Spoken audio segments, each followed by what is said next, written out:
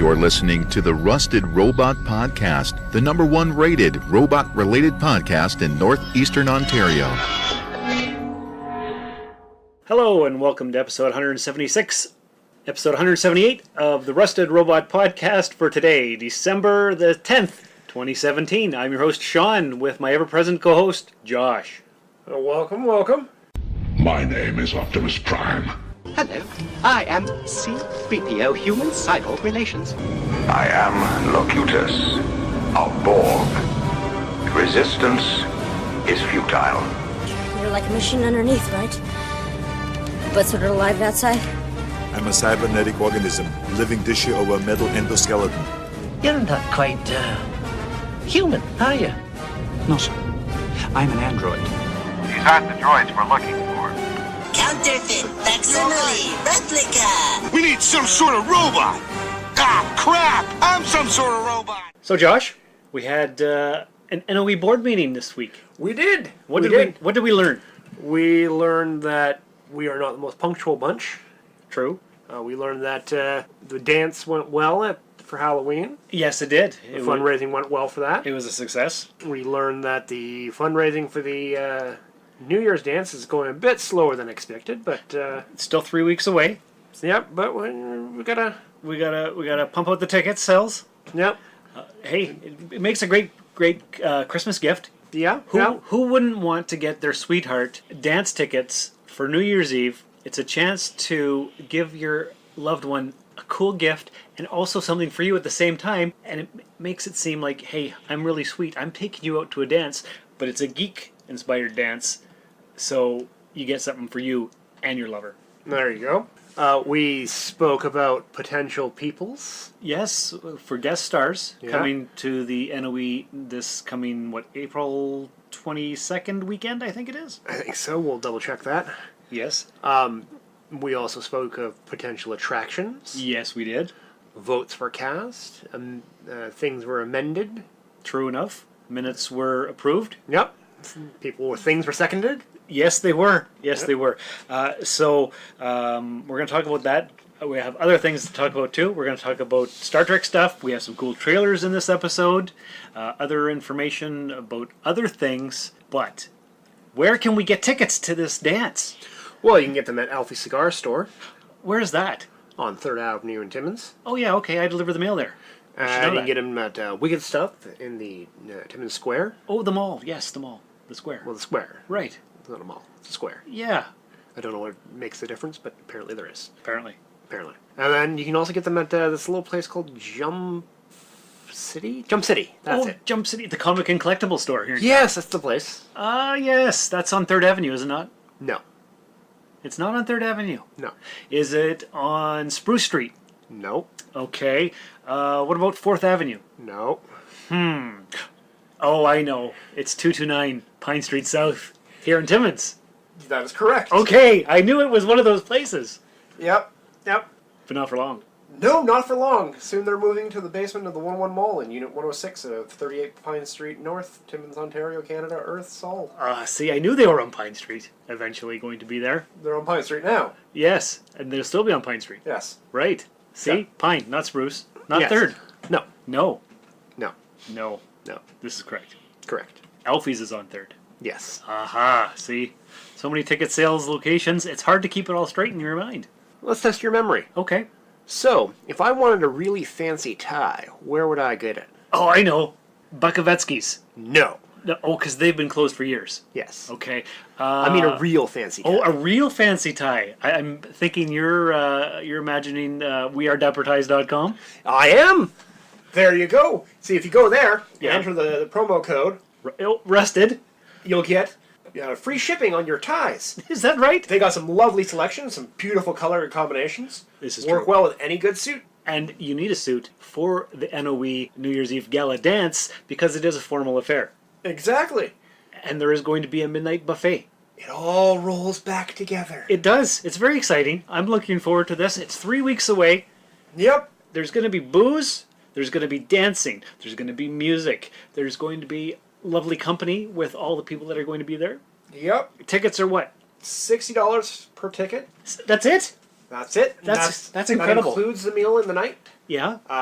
Dance goes until 2 in the morning, I believe. I do believe it's 8 to 2. So it's a full evening of fun and festivities. Yes. Did you happen to see the video that Jason and I made for this announcement of the ticket sales at the video you put on social media? Yes. I know you're not on social media, but you do have a wife who is on Facebook. I have not seen the social media. Oh, okay. Because I posted the video on my Instagram. Okay. Which is at Darth Vader Lou. Okay. I posted it on the Northern Ontario Expo Instagram, and I also posted it on the Facebook page for the Northern Ontario Expo. Okay. Well, if I had some kind of social media, I would have checked that out. Oh, wow. I would recommend any of our listeners to go check that out. Yes. Do it. It's me and Jason. There we go. It's very exciting. All right. So that's the business end of the podcast.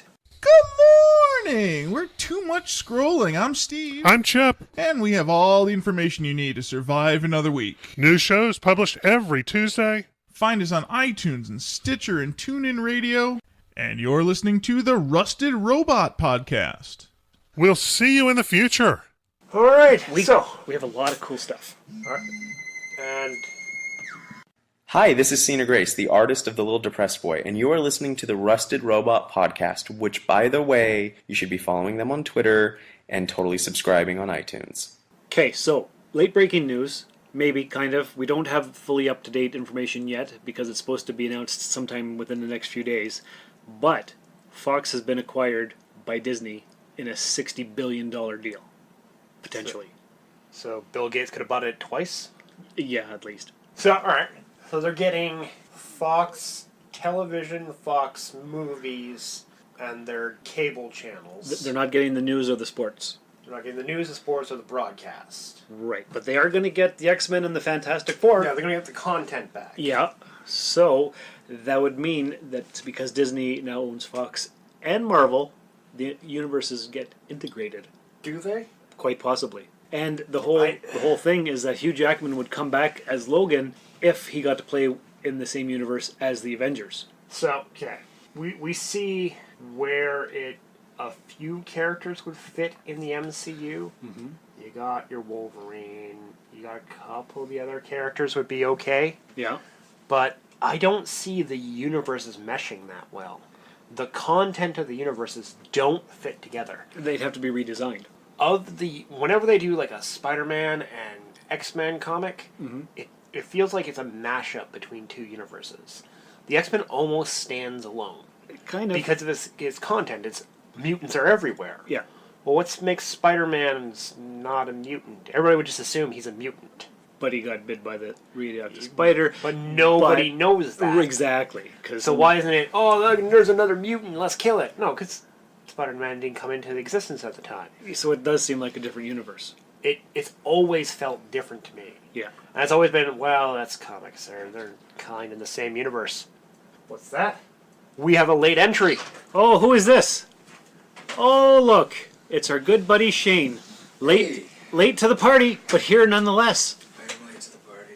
And you know what's great about you being here on this podcast?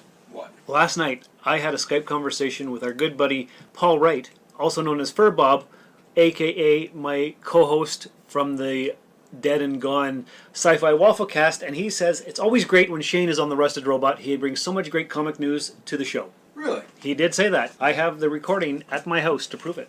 And it's good with, oh my goodness, I've forgotten his name. Who's the other guy? Shane, yes. He was on the other day. He was talking about a lot of the comics and things, and how the characters in the comics are obviously different to what you see on the film, and he was compare and contrast really about what. Mm-hmm. That was great because I don't read any of the comics, so it's good to see what. Me neither. Yeah, that's right. I'd like to, but I just haven't got the time or the money. That's fantastic. That is fantastic. And now you're here, so why don't you pull up a chair? I apologize for being late. Yeah, you had so far to walk. Yeah, For those new to the podcast, Shane lives in the back house of Josh's house. About 6 meters. 6 meters away. And unlike our usual Saturday morning schedule, we're recording Friday evening. So yeah, so everything's all out of whack. Everything's out of whack. Welcome to the show, Shane. Thank you. Thank you for having me. Hey, I'm always glad to have you. All right, so we're on the Disney conversation about their acquisition of Fox. So that's why, I mean, I get most of my information about what's coming up, what's happening in the Marvel universe or in the film universe through what you and Josh are saying. So I think it's going to be a good thing, because then we get to see a good X-Men movie. Yes. Because if you've heard some of the stuff that Fox is planning, dear gods. Because what does this mean for the New Mutants? Well, that's already going to come out, right? So Yeah. I only know one person that's kind of uneasy about it, and that's Ryan Reynolds. yes, I did see something about an article about him thinking that maybe Deadpool would not be allowed to be R-rated anymore. Yeah, he's worried about that. Have you watched Punisher? That's a very good point. I honestly think that Disney would be kind of ridiculous not to go with it, They're just considering gonna- how much money the first one made. Yeah, look at that. And look at what they did with Punisher. There's nothing in the Punisher we have not seen in Deadpool. Punisher's worse. I'm Violence? Same. I'm 4 episodes in. I finished the Punisher last night. Okay. Yeah, Punisher is worse than Deadpool. Yeah. So why would they turn it down? They agree. wouldn't. I don't think Ryan Reynolds has anything to worry about. Ryan Reynolds related news, not Disney related news. Okay. Have you guys heard about the Pikachu movie? No. Okay. They are making a Detective Pikachu movie. Oh, The live action. Yes. Did that come out today, that news? I think I might No, have seen an it article. came out a Couple day days or two ago. Okay. The internet wanted Danny DeVito to voice Pikachu. Like, really badly, and I was on board with that, because I think it would have been amazing. Okay. Ryan Reynolds is doing it. For sure. Confirmed. Yes. Ryan Legit. Reynolds is voicing Detective Pikachu. Okay. Yeah. Yeah, I have nothing on this. And it's full on live action. I'm not 100% sure. I mean, Okay. obviously Pikachu will be animated, but Integrated CG, yeah. yeah. All right. Well, speaking about live action anime, we watched the trailer for ALITE Battle Angel. Yes, we did. Let's play it right here.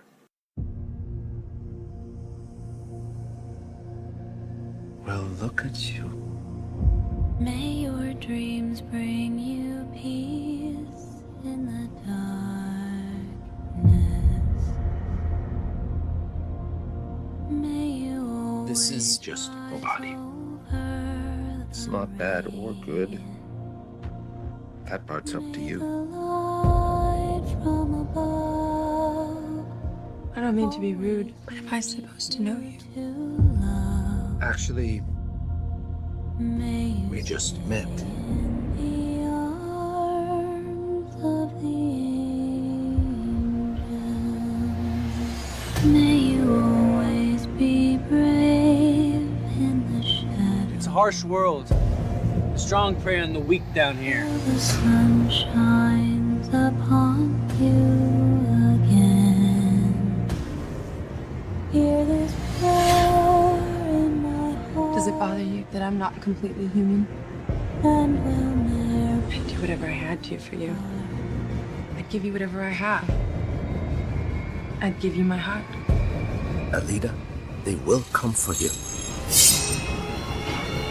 Why? I think you are someone very special. May you stay in the arms of the angels. Okay, so that was the trailer for ALITE Battle Angel. And once again, as you guys know, I know nothing about anime, but my first impression is that this seems like a better produced Ghost in the Shell. Okay, well, it's got some of the same themes, but it's different. Where Ghost in the Shell is questioning your identity due to commercialism and integration of, like, where do you belong? Mm-hmm. This is more of a personal story about finding your place. Not questioning your place, but finding your place. Okay. So Have you seen all the anime of this? I've seen it, and I've also read some of the manga. Okay. It's fantastic. Yeah. This looks like a pretty good adaptation, from what I can see, except for one glaring thing. Her eyes? Her eyes freak me the hell out. They're not that distracting. Yes, they're large, but it just seems like that's part of her character. Except they took the ridiculously large eyes from an anime character. Guess what? None of the other characters who have ridiculously large eyes in the anime, which is everybody that's not a bad guy, they don't have them. It's to help her stand out.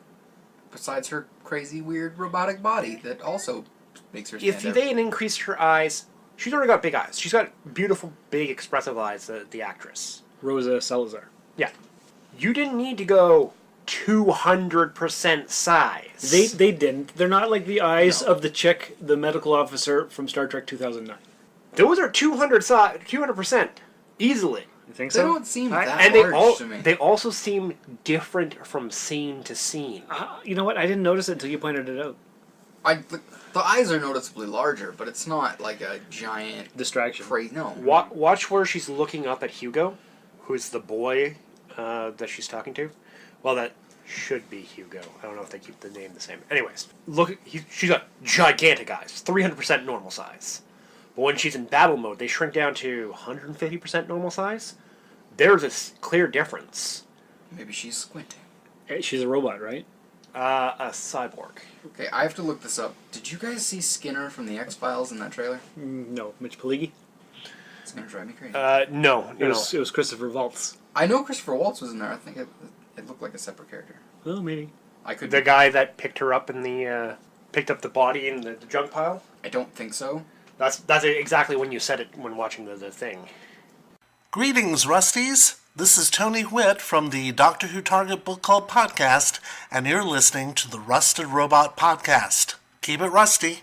So after looking up the cast, we found out that Mitch Pileggi is not in the cast. He's not. But we do have Hubba Hubba Michelle Rodriguez. We do. It is directed by Robert Rodriguez, no relation. So that's pretty cool. He does a great job. I don't know how people are going to deal with the eyes. That, I think it's going to throw a lot of people off. I would just ignore it. I wouldn't. Yeah, I think it's bugging you more than it's bugging anybody else. It comes out. Yeah, but if it's bugging 1/3 of the people sitting at the table, and I'm the most primed to watch this, that's true. What's the general population going to think? Is it going to get enough success to bring in more adaptations to show more good stories like this, or are they going to be like, well, we're going to make the eyes giant, and that just makes sense. Nobody likes that, so can't do an adaptation. I guess we'll have to wait and see because it comes out next summer. Yeah. We will find out. It's produced by James Cameron of Terminator fame. He's been working on this for like 10 years. Well, he's been working through this. Yes, when not doing Avatar sequels. Yeah. Right. Yeah. 2 through 17. Yeah, exactly. Other movie news. I need to get your reactions on this because you'll know more about it, and I'm really excited to hear what Josh has to think about it.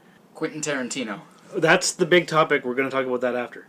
Oh, that's the big topic of episode 178. No, you didn't know. You were late breaking to the show. Okay. But yeah, that's the huge topic. We got lots to talk about that. So we got another trailer before we get to that. Yes, and then something else. Yeah. So, the second trailer that we're going to watch right now is called Altered Carbon. Altered Carbon. Centuries ago, mankind discovered a way to transfer consciousness into a new body, making death a mere inconvenience. Since then, we've been providing an unparalleled pedigree of human sleeves to only the most discerning clientele. Psychosec, live forever in the body you deserve.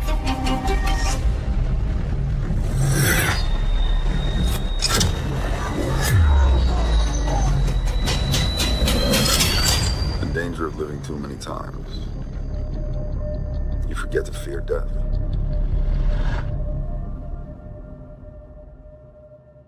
All right, so that's coming to Netflix February 2nd.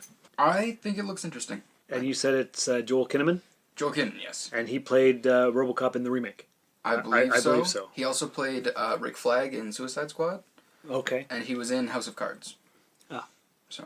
All right. The now defunct. Yeah. Looks good. Hollywood has not had a good tradition on post-humanism. No. So we'll see how they pull on this one. Yeah. Because it might be good or it might be another Surrogates. Oh, that was not good. Yeah, exactly. I'm still waiting for Keanu Reeves' replicas. Remember we talked about that? Where he was going to do the download consciousness of his wife and kids and all that stuff? Yeah. Whatever that is. That's supposed to come out soon, right? Soonish. Yeah. I'm not entirely sure that Keanu Reeves himself is not a replicant. He might be. Yeah. But Altered Carbon here, February 2nd, Netflix. Are we excited? Are we going to watch it? I am. It fits right into my wheelhouse. I've listened and read a lot of post-humanism stuff. Have you? Oh, yeah. Yeah, I'm not surprised. Have you guys talked about Bright? No, I was just going to mention that that's coming out Christmas. December 22nd. Is it 22nd? I believe so. Will Smith, Netflix. Yes. Yes. Hey there, I'm Chris Holden Reed from Lost Girl, and you are listening to the Rusted Robot Podcast. Enjoy. We played the trailer for that. Yeah, that's the Will quite Smith a while ago. fantasy Where he's killing Yeah. He's got a partner that's an orc. And Yes. Yeah. That looks amazing. Oh, I know. That's not too far away. No. Yeah, I'm looking forward to that. That one's going to be a good one. That one's going to be a good one. Altered Carbon's good. I'm 4 episodes into The Punisher, and that's good. Oh, The Punisher, it gets better. Get this. It gets a lot better. Get this. I played the first episode with Cheryl, and she's not really into the whole comic stuff. And she's been asking me every night to put on another episode. Sean, put on another episode of Punisher. I'm like, okay, I'll do that. That's awesome. So she's even liking it. Maybe she just likes John Barenthal. Well, he's a handsome, handsome man. He is. He is. Actually, I don't know. Is he? Oh yeah. He's a man's man. He's a burly guy. He is. Right.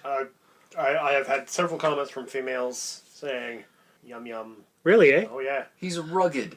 I think he is because rugged. now all of the men are very prissy. Yeah, they're just very pretty boy and stuff. Yeah. And then John Barenthal walks in the room and he's like, no. You would never confuse John Barenthal for Zac Efron. Exactly. Uh-huh. He's a Clint Eastwood in a world full of Zac Efrons. There you go. Yeah. That's not a bad title for the episode. I don't know if we use that, but that's not bad. All right, moving on. Okay, so remember a few weeks ago, I was talking about Happy with Chris Maloney. Well, Thursday night, it premiered on Showcase. I watched the first episode. What a crazy show. Okay, give us your quick, because I intend to watch it, but I haven't had a chance yet. Right. So give me your 30-second spiel. Okay, it's super violent. Okay. When it comes on, the Showcase guy says, prepare for nudity and sexuality and violent content and sexual maturity language and all this stuff. And I'm like, okay. So all the good stuff. All the good stuff. I'm into this. I don't know what the heck's happening. He's a very weird character. We do see Happy, the imaginary creature who is obviously not imaginary because there's plot points where things are happening. And he says there's 5 guys coming down the hallway, but the Chris Maloney character can't see it. And it just so happens that they come in the room and there's 5 guys. Just because he's imaginary doesn't mean he's not real. Right, exactly. See? Yes. So, lots of violence. Okay. We're hitting all the checkpoints here. Yeah, very fast action. Lots of bloodiness. It's good. I'm liking it. All right. Shane. Yes. All right. So we got that's our TV section done. Now moving on to video games. Oh yeah, video games. What do you got for us? Well, last night was the annual Video Game Awards. Really? So we did Game of the Year, stuff like that. There's an annual Video Game Awards? There is an annual Video Game Awards. There's awards for everything. I guess there is. There are podcast awards. Yeah. And Nintendo cleaned house. Oh yeah? Oh yeah. Tell me. Well, Game of the Year went to Breath of the Wild. Duh. No big surprise there. Best role-playing game was Persona 5. I've never really played it. It has a really big following, though. It's a Nintendo? Yes. Okay. Racing game, Forza Motorsport 7. No big surprise there. PS4? Forza's on Xbox, actually. Is it Xbox? Yep. Okay. The best esports game went to Overwatch, which is really good. I'll just do the big main areas. Yeah, do the highlights. Yeah. Best action-adventure, Breath of the Wild. Best studio, Nintendo. Best family game, Super Mario Odyssey. Best virtual reality game, Resident Evil 7. I've played it in virtual reality. Mm-hmm. It is horrifying. Yeah, like scary? Like, ridiculously scary. Oh, nice. Sarah was also playing it. Sarah's your girlfriend. She is. She screamed out loud to the point where I was off doing something else and I ran in the room because I thought something went wrong. Wow. Okay, that's a good recommendation right there. Really good. Resident Evil 7. Yes. Okay. Best action game, Wolfenstein 2. Best new independent game went to Cuphead. Cuphead? Cuphead. Okay. It is really weird, but the art style is all from the 1920s and everything. Oh, neat. It's really cool. Best strategy game, Mario and Rabbids Kingdom Battle. And best ongoing game also went to Overwatch. Oh, there we go. Yes. Best handheld game went to Metroid Samus Returns, which is basically just a remake of the original Metroid. I've been waiting for Samus to return forever. Finally she did. Yeah. Excellent. I mean, she never really went anywhere. Oh, see, that's why I was confused. Yeah. Okay. And that's all the highlights. Well, there were a few game announcements as well. Okay. World War Z is getting a video game. Oh, yeah? It looks a little bit generic. The events in the thing is a generic zombie event. The stories are what's compelling about that thing. Yeah. which upsets me about the movie. The movie was terrible. It has nothing to do with the book. Did you read the book? Oh, yeah. That was friggin' amazing. Yeah, the book is fantastic. Oh, I know. I loved it. You read it too? Yes. We've all read it. Yeah, definitely. It was incredible. Yes. Listen to the unabridged audiobook. They get a lot of stars to do the voices. For the different, each story is told in the voice of the character whose story it is. I've heard of this, yeah. And it's real good. Check that out. All right, moving on. Hi, my name's Robert J. Sawyer. I'm an award-winning science fiction writer, and you're listening to the Rusted Robot Podcast. Don't forget to follow them on Twitter. All right, moving on. Let me pull up an article here. You're going to love it. I think Shane was going to hint at it, but before we get into Tarantino Star Trek, we had some information from Patrick Stewart this week. Okay. Yes, let me... some real Star Trek. Some real Star Trek. So, news broke on December 5th that Patrick Stewart already confirmed that he's through playing the iconic role of Professor X in the X-Men movies, but could be convinced to reclaim the Star Trek captain's chair as Jean-Luc Picard one last time. Variety posed the question to Stewart, and at first Stewart said that his spacefaring days were well behind him. "Oh Lord, I cannot think of another instance in which that might happen," Stewart said. "My feeling is I hung up the spacesuit and left all that behind a long time ago." However, Stewart did admit that there was at least one idea that could bring him back out of retirement from Starfleet, and that's the opportunity for a Star Trek celebration like none before. Maybe if someone came up with a brilliant idea, I'd do it. One thing that might interest me would be to bring all the existing casts of Star Trek back from the last 50 years together for one big story. So that was just a day or two before news broke, Shane, that Quentin Tarantino will be directing an R-rated Star Trek. An R-rated Star Trek movie. Pulp Fiction in space. Yes. That's because he had a cool idea. He brought it up to JJ. JJ brought it to Paramount. Paramount liked it. So they're going to work on it, write this thing up together, and we'll see what happens. You saw the news about Tarantino and Star Trek? I saw it, but I didn't really digest it. I saw a lot of things on Facebook saying about it, but I didn't read any of the articles, so I didn't know whether it was a serious thing or not. Is it a serious thing? Apparently, because I saw it, and then I saw like 50 more articles about it within the next hour. And I guess Tarantino had an idea. He told Abrams. Abrams told Paramount, and so they're going to work on a script. And Tarantino will either produce it or direct it if he has the ability or time or whatever. He's probably going to kill all the Klingons off in one big bloodbath. Yeah, probably. While they're sitting around a room discussing philosophy. Yes. And then, well, I wonder what he's going to say. He's going to have to list all of the films that have influenced him. Yes. In making this film. That's it. All the Star Trek films. I don't know. I don't know whether is he a good idea for a Star Trek director. I don't know. I don't know. He's never done a sci-fi. He's never done a franchise film. He's never done something he hasn't written. So, I guess we'll see. Yeah. He might need help writing the script.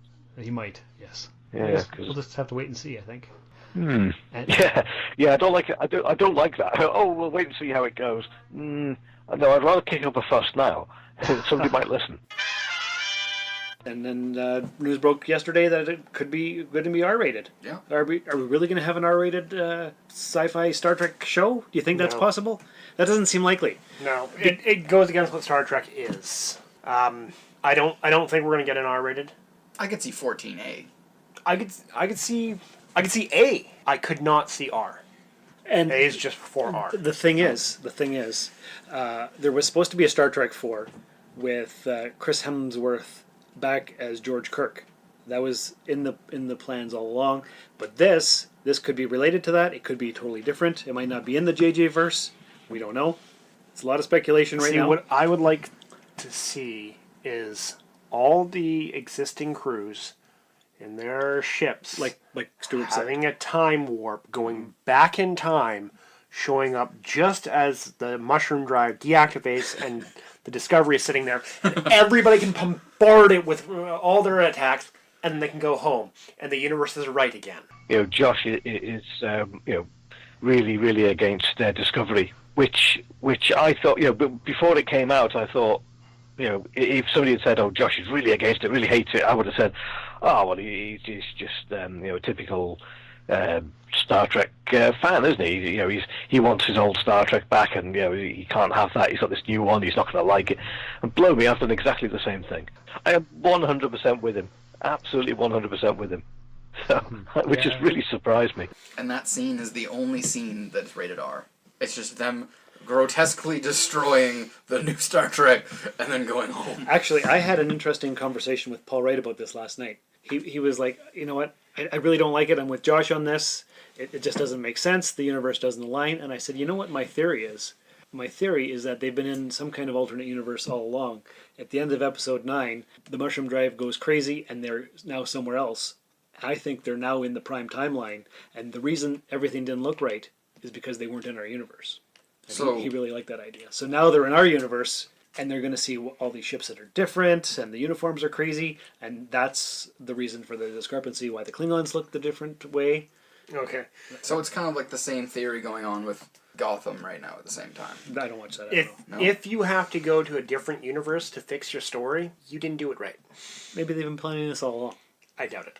I don't know. But there's still too much that I don't like about it. Maybe or maybe not. We may have got rid of the infinite improbability drive. Hope so. But then again, if they have, then how do they get back from wherever they are at the moment? There's still a couple of unanswered questions I've got about the... they have to do a really big callback to some of the early episodes to get rid of the questions I've got there.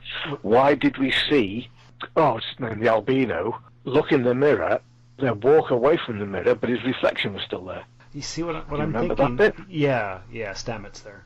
Yeah. What I'm thinking is that they've been in some kind of alternate universe the entire time, and at the end of the last episode, when we're in this other place where they don't know, they're in our prime timeline, and so that's why the Klingons look different, because it was a different universe, and now they're in our universe. That's my theory. Oh, well, whoa, I really hope they go with that one. Right? That is an interesting theory. I've not heard that one thought of. Oh, yes, to flip it on its head and have them come from the mirror universe. Exactly. And maybe not the mirror universe that we're familiar with, just an alternate timeline. Well, an alternate universe, alternate timeline. Yeah, and now. But then that does raise that does then raise the question of where they're going next.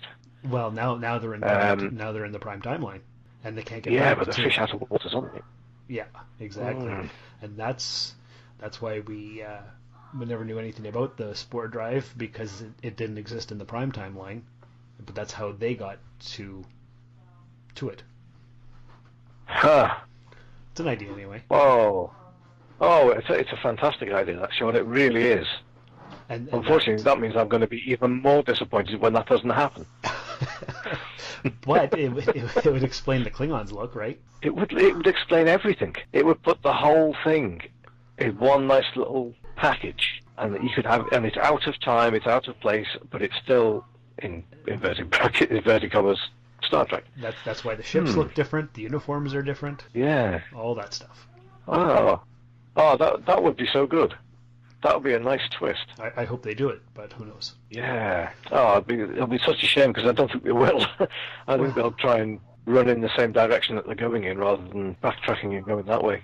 Yeah, because the debris field that they see in the last scene almost looks like Narn ships from Babylon 5. Oh, that would be even better if they brought them into that universe. Yes, that would be awesome. They won't. Or they won't. Or even what they could do, and I'm using this very loosely, is they could say, "Oh, hang on, there's something outside. Let's beam it on board," and they beam aboard the Hulk. Hulk smash. Yep, because basically they are in the same universe.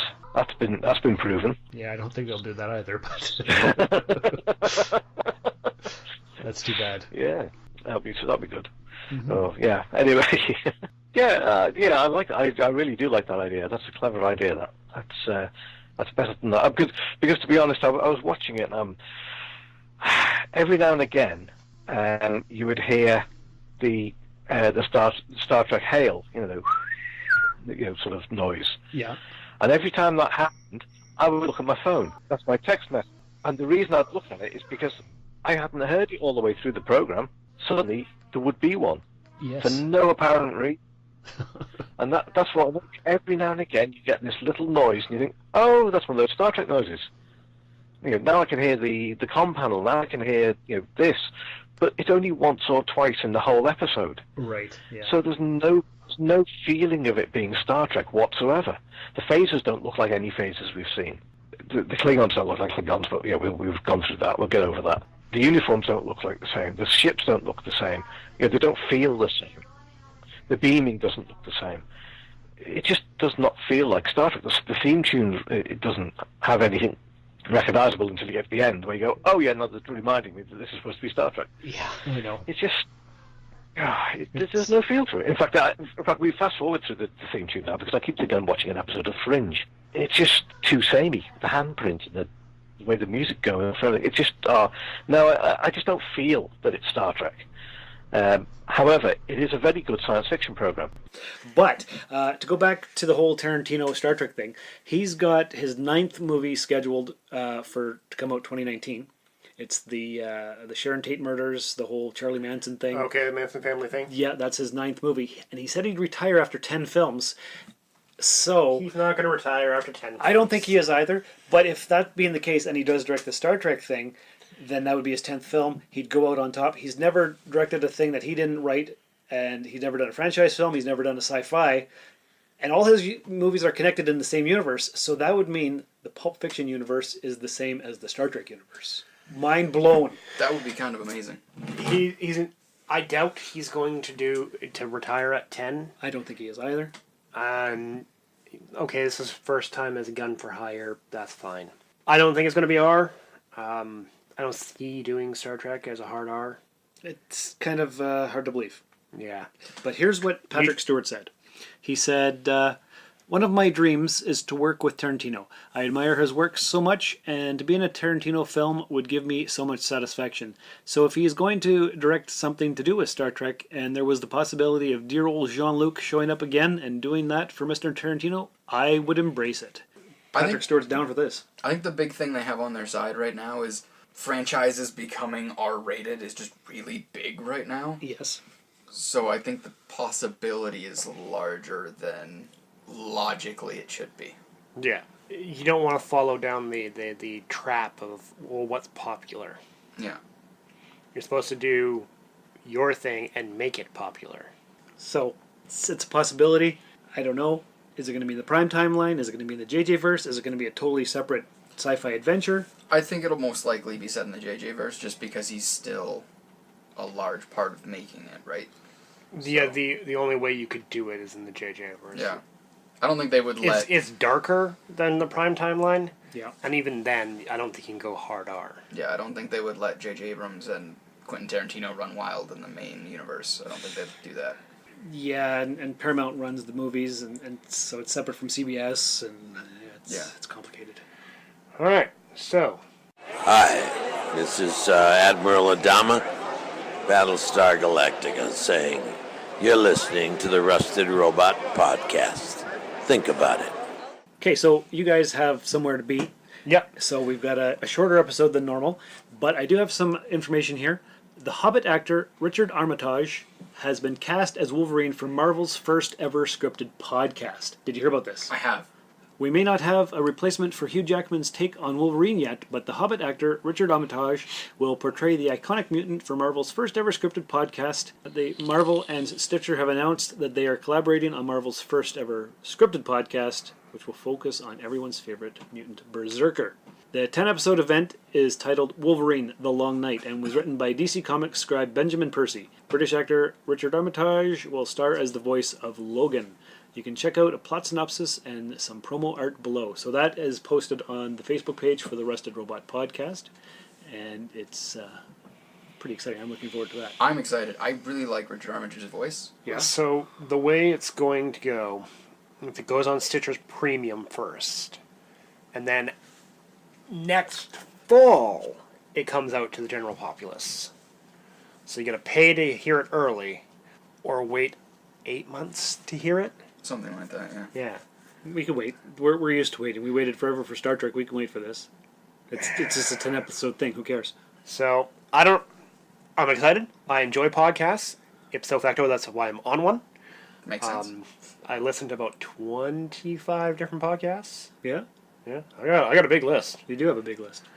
So, a narrative podcast. I love narrative podcasts. Mm-hmm. So we'll see how this goes.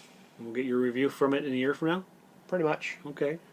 But going big business, do they have the... we'll see. We'll see. Yeah. I'm tentatively... Excited? Yeah. I think in a medium that's purely just voice acting and everything like that, it could work really well. Now, how is it being presented? Is it being presented as a story being read to us? Is it being presented as a tale from the characters in view? Or is it a audio drama where it's just we're hearing the characters talk and sound effects of the stuff happening in the background? So those are the different formats we could have. Yeah. Mm-hmm. Honestly, I'd be fine with any of those. I think the worst one would be audio drama. You think so? For Wolverine, I'd rather have a story being told to us or a character's recounting of the events rather than an audio drama, because too much of what Wolverine does is physical, and fights in audio dramas tend to be, things rattling and breaking glass and, look over there! It'd be a lot of berserker yelling. Yeah. Yeah. So it doesn't lend itself to that, particularly his fight style, which is just run up to him and you hear shink and then a lot of stabbing into meat and screaming. This is getting a little serial killer-y, yeah. Yeah, so we'll see.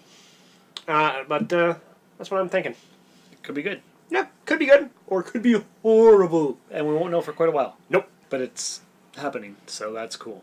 It has promise. It does have promise. The fact that they're branching out is cool. I like that. Yeah, because podcasts are the new medium, so... And that's controlled by Marvel proper, right? Yeah. All right. So getting Wolverine back into the Marvel universe somehow. Soon everything will be owned by Marvel proper, and the world will be right again. Well, you know what? Disney's just going to buy everything, Oh, yeah. and then it won't be called Planet Earth, it'll be called Disney World. Basically. So... We will all bow to the mouse. I'm still watching Orville. I'm up to episode 9, so haven't quite got... You mentioned something in your podcast about 11, and that sounds intriguing, so I'll have to wait until I see that. Yeah. I will get to that until next week. Do you find the theme music for that sounds like Galaxy Quest? I would have to listen to Galaxy Quest again in order to hear that. I haven't seen Galaxy Quest in a long time. A couple of years at least. Yeah, so. for sure, me too. But it just reminds me that that's the same sound. Oh, okay. I'll have to listen to that again and see what I think. But yeah, it's the last one I saw was and I hadn't realised was Gerulio, the blue guy, comes back in episode, I think it's 9, and that's actually a Star Trek story, isn't it? With the pheromones, giving off the pheromones and everybody's going wild. I mean, we did that with Laxwana Troy in Deep Space Nine. So yeah, I liked the idea of it. No, I didn't realise it was Rob Lowe that was in the blooming suit I didn't know Gerulio. that. Oh. Yeah. Oh, okay. So, because I was watching it with Lee, and Lee said, he says, is Rob Lowe in this? I said, I don't know. He says, well, his name's just come up on the screen. I went, oh, right, okay. So I looked at it quickly, and I said, oh, yeah, oh my goodness, he is actually the blue guy. I said, hang on a minute, was he the original blue guy in the very first scene of the very first episode? I went back, and he was. Yeah, it was him. They have a lot of big guest stars. They do, and not only that, they are calling back right to the beginning of the first episode. Yeah. With getting him back in and the same scene where they're in bed and his face explodes and all that. And then the previous one where they went aboard the enemy ship and the Krill ship. Yeah. And they were pretending to be Krill. Oh yeah. And Gordon gets stabbed in the leg and he screams and goes, it's a new leg. Calling back a couple of episodes when he had his leg regenerated because he had it chopped off by Isaac. I thought that was amazing. I mean, that they really are. The writing of it is superb. It's tight. Yeah. Yeah, and the acting I've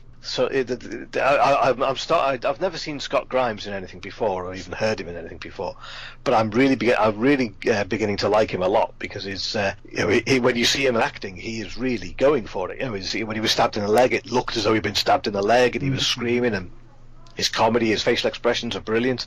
Adrian Pilaki is also fantastic in her facial expressions, especially when in the last one when she's trying to resist the blue guy, but isn't quite managing it, and her face is saying, "I really want to have sex with you right now." And just the expressions on her face are brilliant.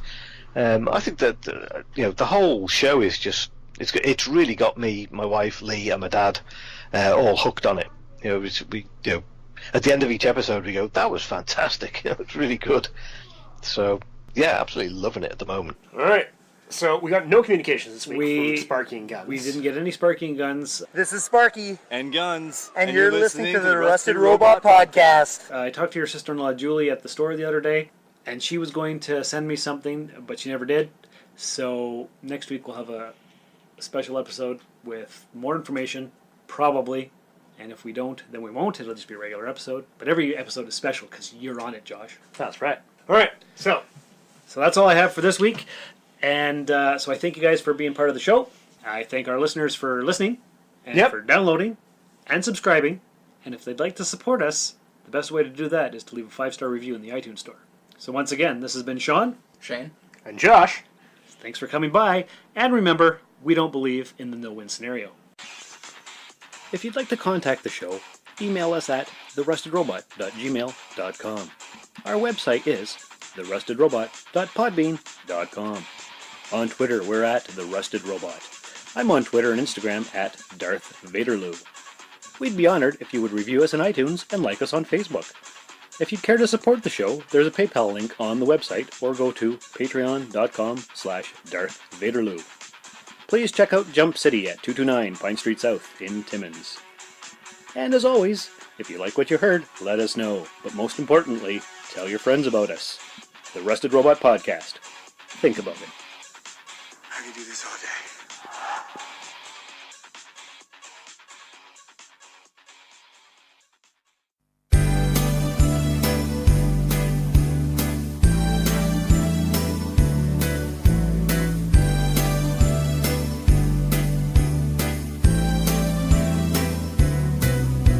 Jean-Luc the bald-head captain had a very shiny head, and if you ever heard him make it so is what he said.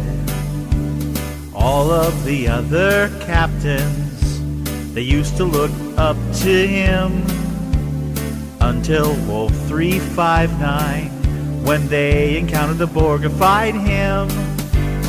Then in one so daring move, Riker saved the day. Data and Worf take a shuttlecraft, get to the cube and get our captain back.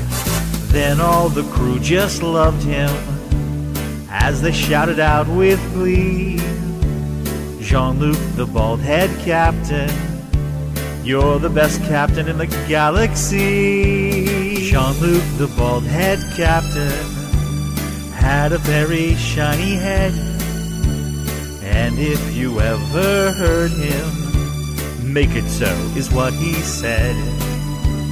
All of the other captains, they used to all look up to him, until Wolf 359, when they encountered the Borgified him.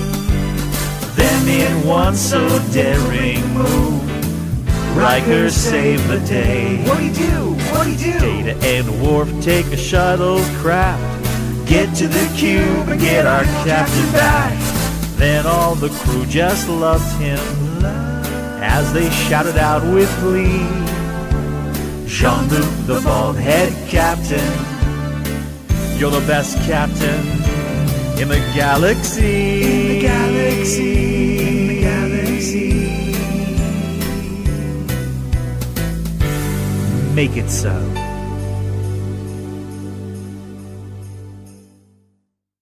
This has been a Valley of Vanderloo podcast production, all rights reserved. This transmission ends now.